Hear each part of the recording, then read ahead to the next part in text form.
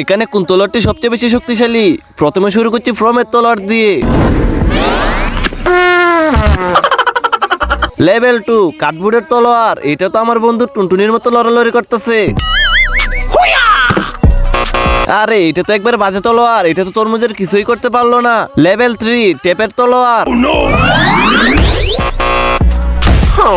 এটা তো কিছুই করতে পারলো না।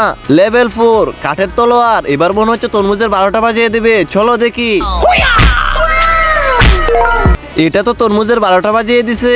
লেভেল 5 লোহার তলোয়ার। এবার মনে হচ্ছে তরমুজকে একবার পিস পিস বানিয়ে দিবে, চলো আমরা দেখি।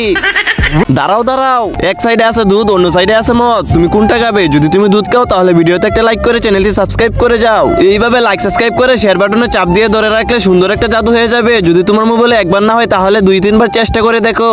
মোটা শুরু করো।